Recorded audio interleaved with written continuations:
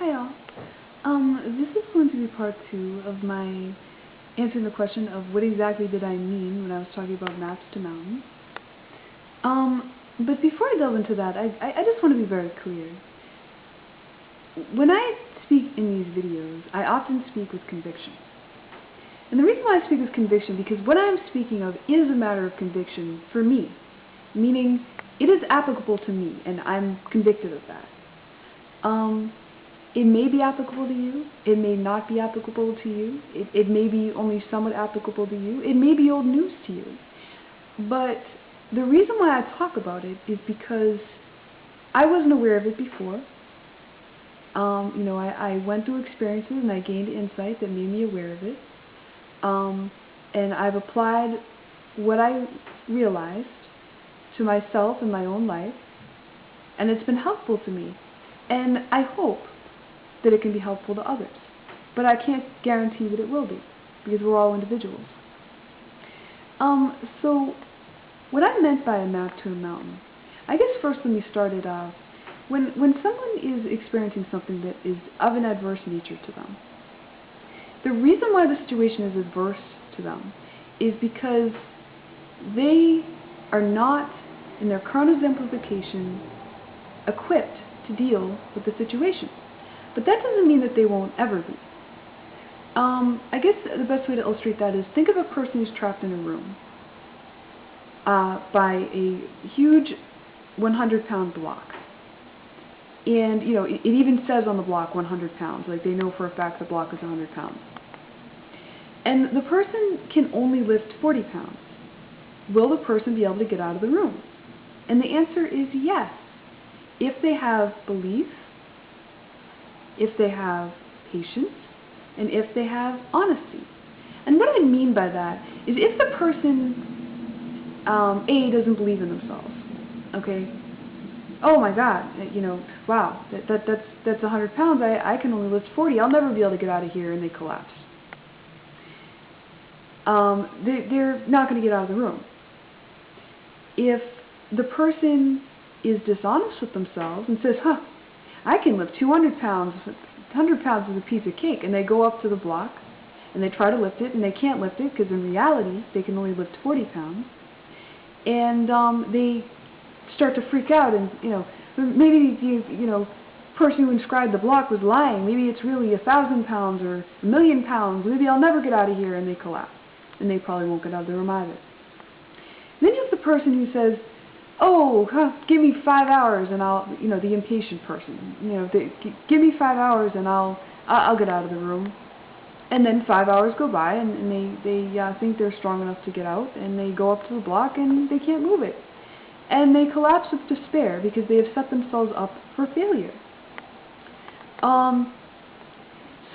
But if the person has belief in themselves that they will eventually be able to lift 100 pounds, and they have patience, they allow themselves to get to that point at their own pace, at whatever amount of time it takes for their muscles to strengthen. Meaning, every day they go up to the block and try to push it until their muscle has reached its limit, and a muscle will hurt when it has reached its limit. And once the muscle starts to hurt, they stop and they rest and allow the muscle to recover.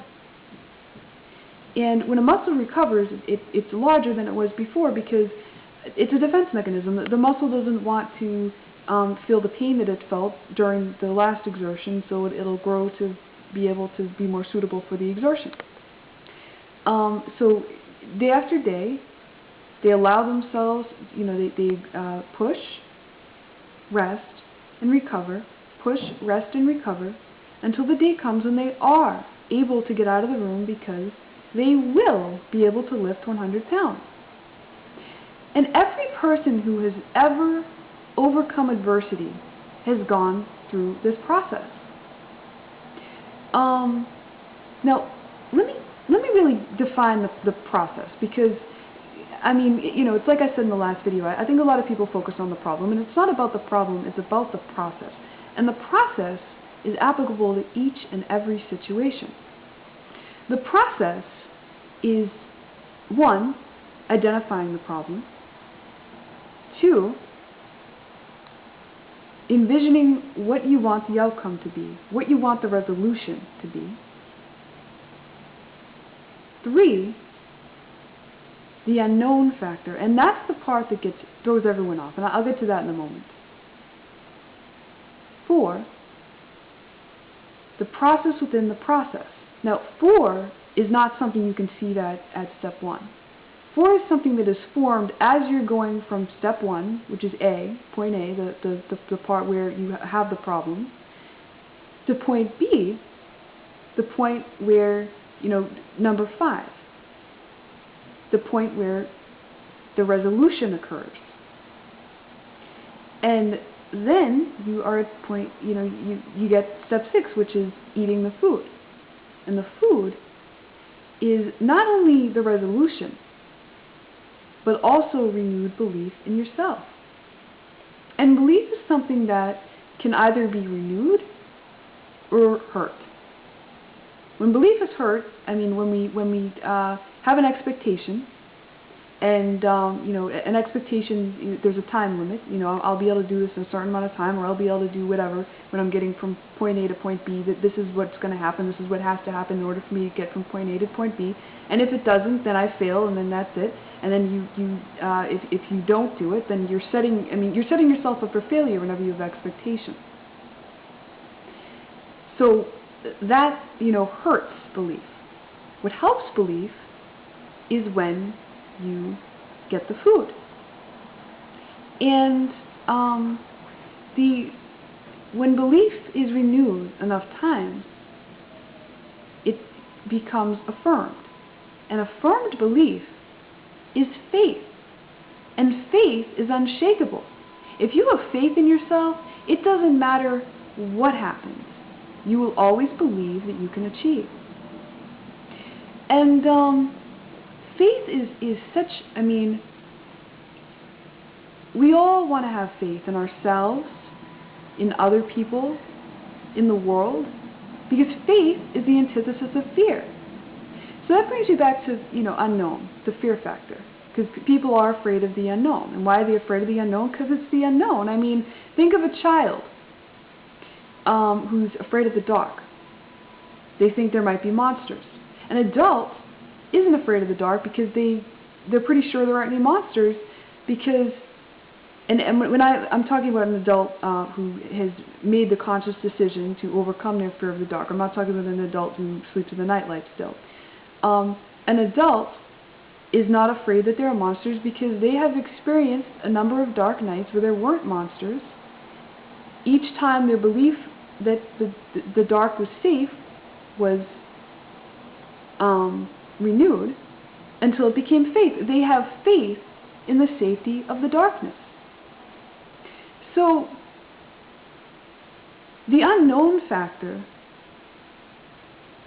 is really, am I going to get from point A to point B or not? That is the unknown. And every person who has ever experienced adversity and come out on top is a beautiful inspiration for anyone who's struggling. Because they've gone through that process. They are proof that when you go through that process, you come out on the top and you get the food. And they can tell the person there is food at the top, and they can also give the person a map. And a map, what I mean by a map, is not some detailed diagram. What I mean by a map is a blank mountain. Because there is no peril. The peril comes when you have expectation. When you just see point A and look up to point B, and whatever way you get to point B, you don't worry about how you get to point B, you don't worry about how much time it takes to get to point B, you just worry about getting to point B. That's all you're concerned with. You will always get to point B. So that's what I mean by giving someone a map to the mountain.